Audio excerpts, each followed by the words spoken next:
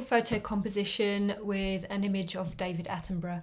So you'll be able to find it attached to Google Classroom, and I have a copy of it here, and we're going to be doing it in a program called Pixlr. So first off, you need to find Pixlr. So I'll just show you how you would do that. Type in Google Pixlr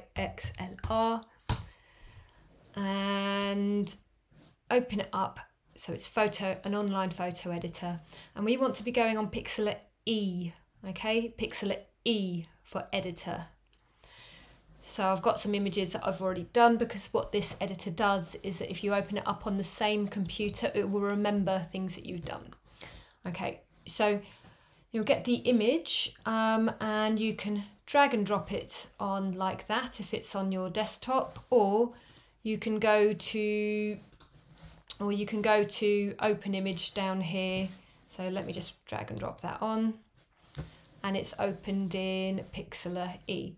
So if you've downloaded your picture off Google Classroom, you'll probably find that it is in your downloads folder on your computer. So just remember, you can find that by going open image, or on your computer you can open up the folder that has your downloads in it.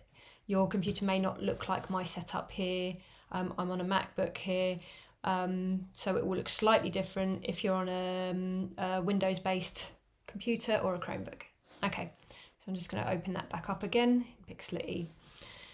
So it's already black and white, this image, but I need to enhance that, make it a bit more contrasty. So what I'm going to do is go to Adjustment up here, and I'm going to do first Auto Black and White, just to double check it's black and white, which it is.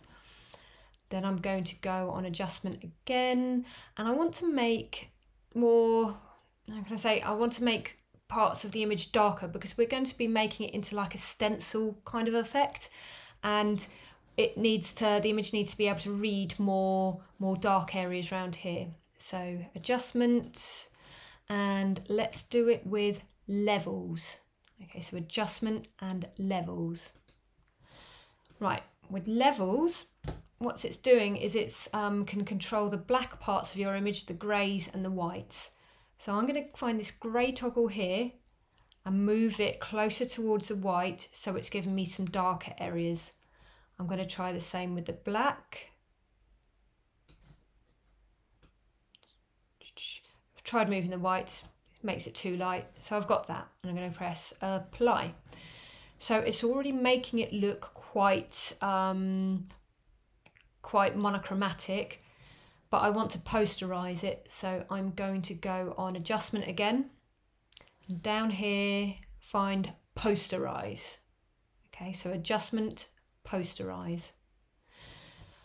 I want to just posterize it by 1 here, and that means 1 colour, so that's just essentially black and white. If it was on bigger numbers, it would give me more shades of grey in between, so we just want it on 1. Okay, and I'm going to apply that. So I've got this image now of David Attenborough. It's black and white, high contrast with levels, and it's posterized. Right, so now I need to create a background, because I want this image to sit on top of a background. So I'm going to show you how to do that first. So we're going to try finding images related to David Attenborough and then add them to it. So it's like creating almost like a photo montage behind him. So I'm going to go onto Google, just Google, and maybe I can type in, well, first of all, if I just type in David Attenborough and see what I get, I'll probably get lots of portraits of him. If I go on images, yep, but I've already got a portrait of him. I don't want that, so maybe I might click on one of the other things that he's done. So, you know, we've got Planet Earth, we've got the blue planet, might find some quotes. So I'm going to click on blue planet first, see if I can find some good images to put in the background.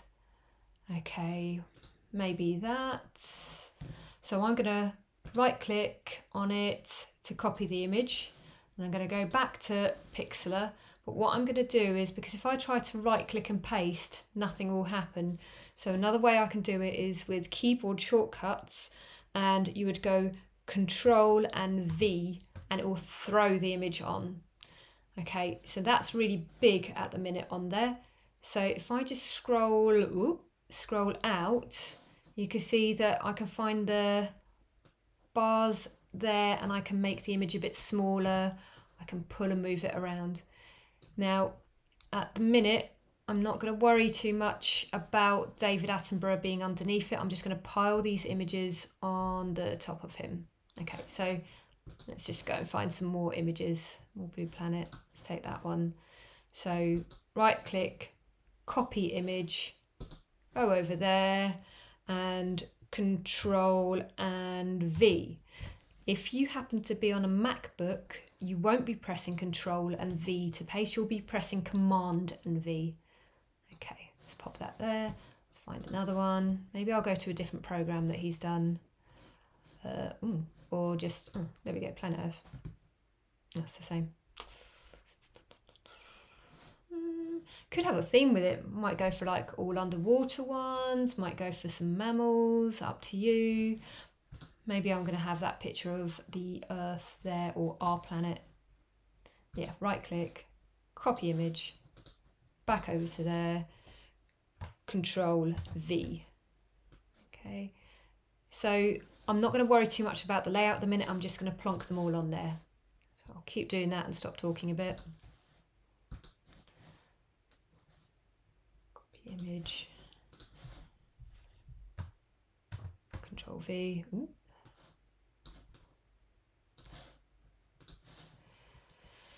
Scroll down a bit further. I'll do copy image. Ooh.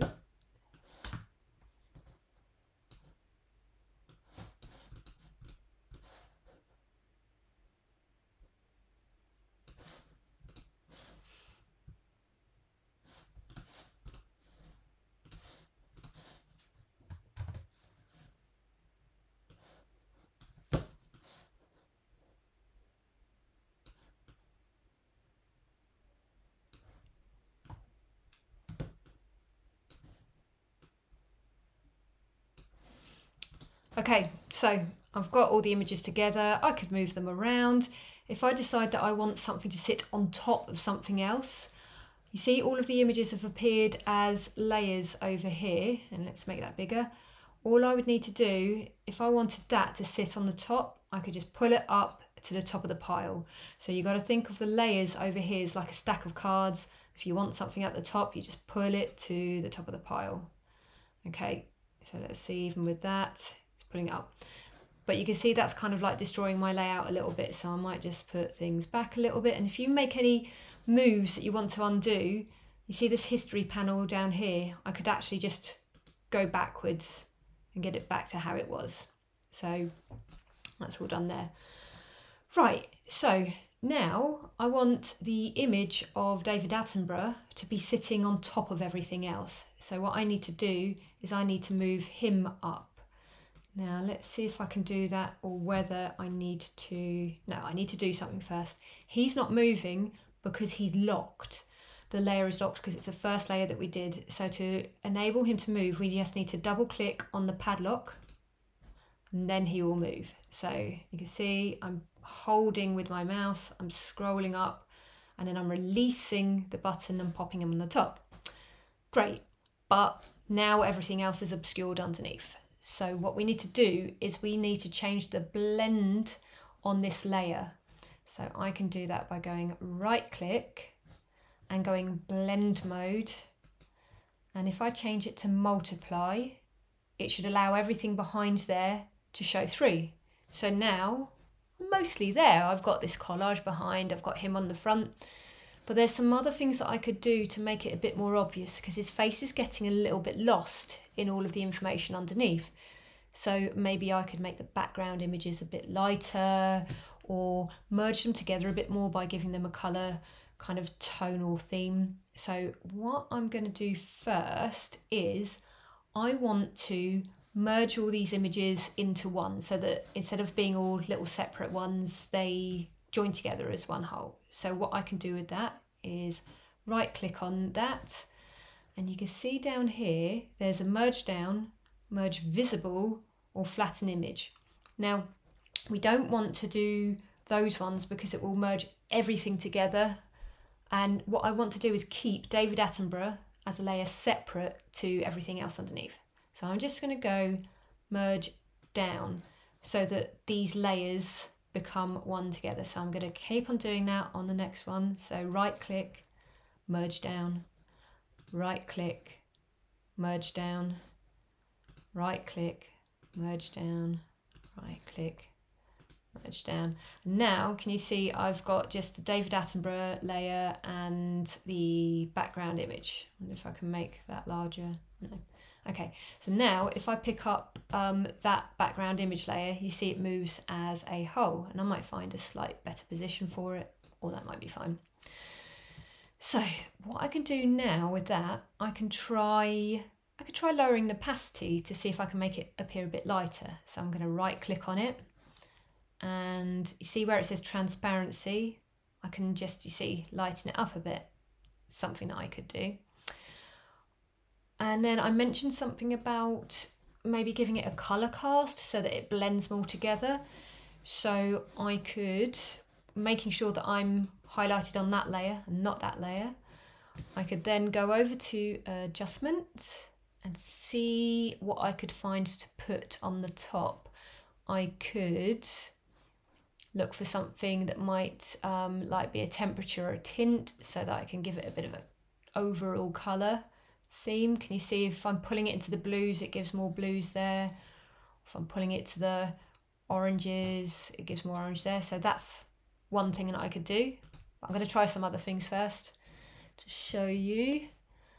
What could I do? I'm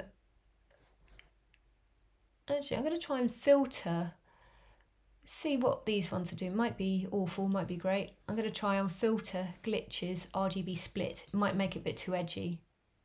I don't know. Okay, it distorts it a little bit, but it's kind of interesting. I could play around with that.